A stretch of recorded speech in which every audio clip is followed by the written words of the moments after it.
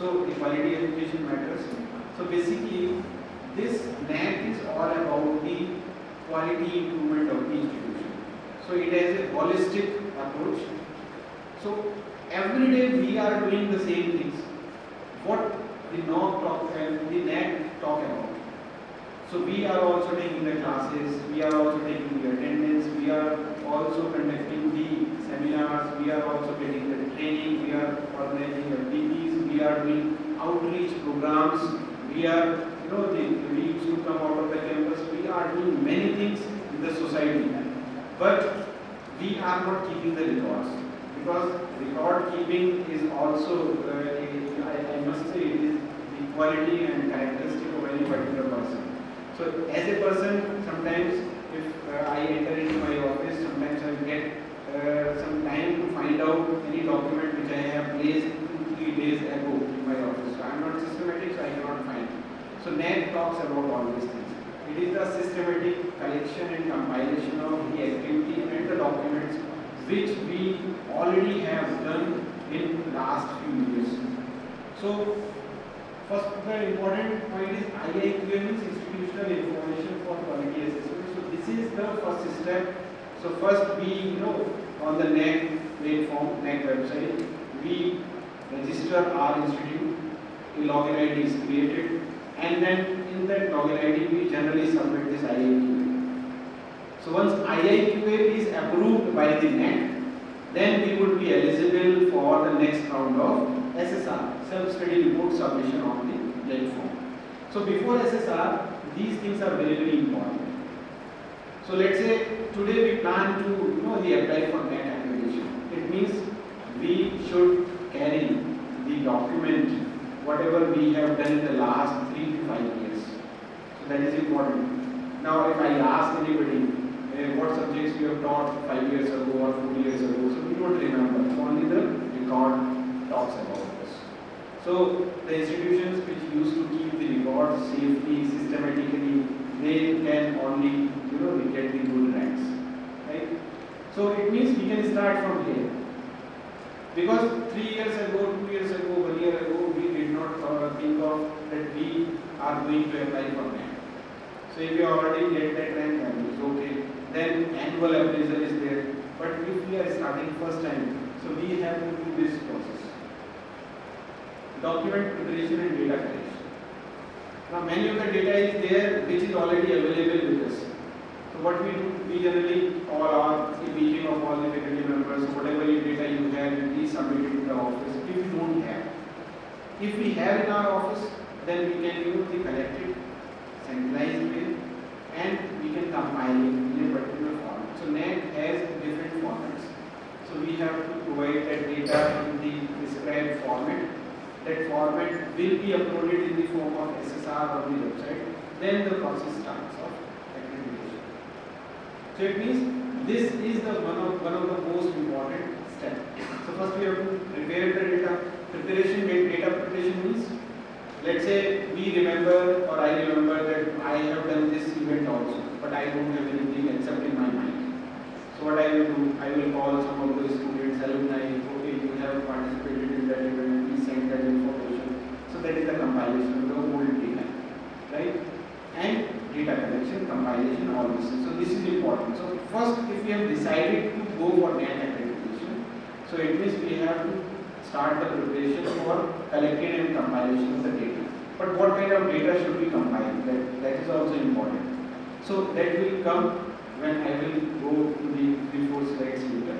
So we will discuss how the data would be collected, what kind of data we require, which is important, what is not important, and how to filter out the waste data, and how to present that data. So we will discuss about all these things. And second is the self-validation and verification of the documents and data. This is also important. So first, we have collected a lot of data. Without thinking that whether the data is important or not, we have collected data. Then self-validation means whatever we are claiming, let any faculty member is claiming that he or she has published 20 papers.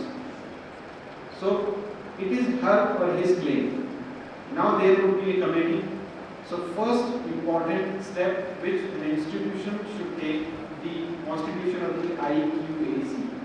So I think most of the institutions has. So you can institutional quality assurance cell, right? So you can constitute that cell. So you can keep the members of every department. So there is a standard structure defined by the UGC. So the members from the industry, members of the management, the teachers at all levels like assistant professor, associate professor, professor from all departments, so as to have the representation of each department for better coordination. You can also keep the students in that particular, the alumni in that IQAC cell. So what is the requirement of the industry? So you can have industry personnel. So like this.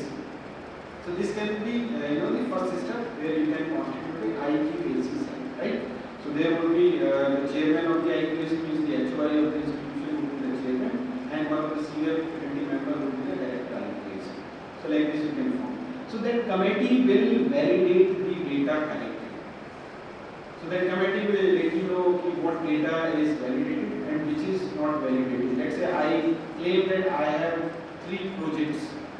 So they will ask me to submit the details, and that details will be validated by themselves, whether it is okay or not. Or if any other information is required, so they will let us know if this information is required, so we kindly come and submit this information. So that is also very important. So once these informations are ready within the institution, so then you can go for the IAQA, right?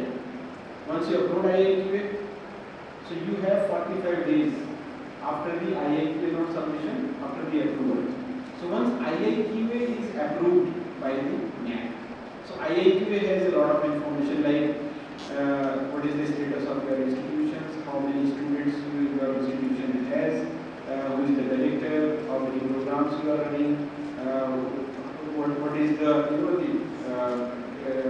categorization of the students, how many programs, who is the head, how many faculty members. So like this information, so that is known as the institutional profile. So that data you upload during the IAQA, and once IAQA is uploaded and it is freezed, means now you cannot change the data. So very carefully you will have to fill it, right? So once IAQA, let's say IAQA is approved by the NAAC, then you have 45 days window to upload your SSR.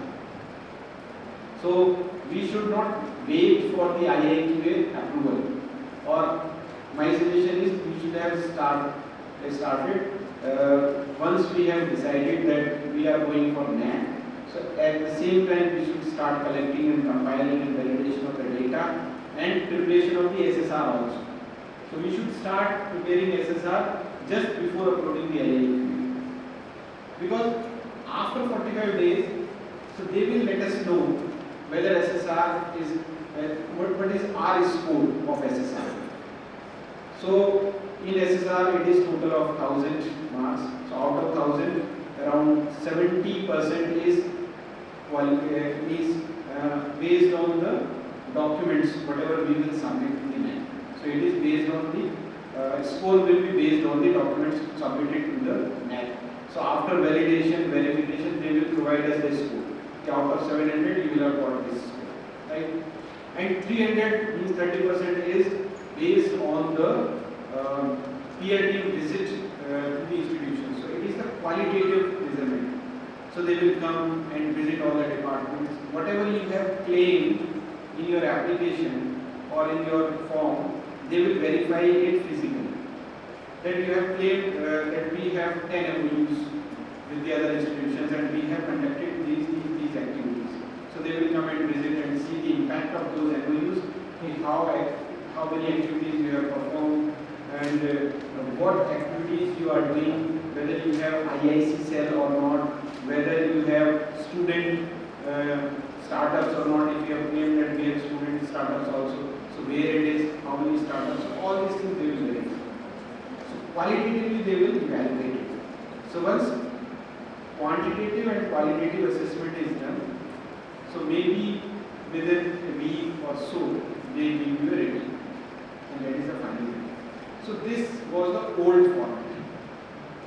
So So the institutions who have submitted their SSR, sorry, IIQA on or before 30th June of this year, so they would be eligible for the old format itself. But new format has already been, it is not arrived, but it is under discussion. Draft is ready. They are doing, NAAC people are doing a lot of workshops in different parts of the country just to make awareness and sensitization. And maybe from the 1st January 2025, I think it will be implemented. So, if you see, so this is the present criteria of assessment. Those who have uploaded IIQA, so they would be evaluated on the basis of this. So you can see, so there are 7 criteria. So first is the curricular aspects. So all things we generally do as a teacher. Every day we do all these things. We mentor our student. We call any weak student. We generally give assignments to the students. We all do all these things. Whatever NAAC is talking about, we already do daily. But it is the systematic collection and compilation of the data. Second is the teaching, learning and evaluation. So how do we teach? How do we evaluate them? What is the criteria of slow learner, fast learner? All these things are into this. Research, teaching, learning and evaluation, and it has the highest weightage, almost 35%. Right? So I will discuss all these data because this has been restructured, but already these things are existing in the current format also. So we will discuss all these things there. Third is the research, consultancy and extension. Research means whatever research work we are doing, project funding and all these things, paper publication like this. Consultancy means, are we connected with the industry? Are we getting some projects from the industry in the form of consultancy? So there is consultancy. Extension means, what kind of activities are we doing? Because this institution is from the government group, so I think we are doing a lot of extension activities, a lot of CSR funding we have. So extension activities means, how are we supporting the society? Are we adopting the villages? Have we adopted the TB patients and all these things? So how we are returning back to the society in the form of extension activities, NCC, NSS, like this. Next is the infrastructure and learning resources. So what kind of infrastructure we have? How much budget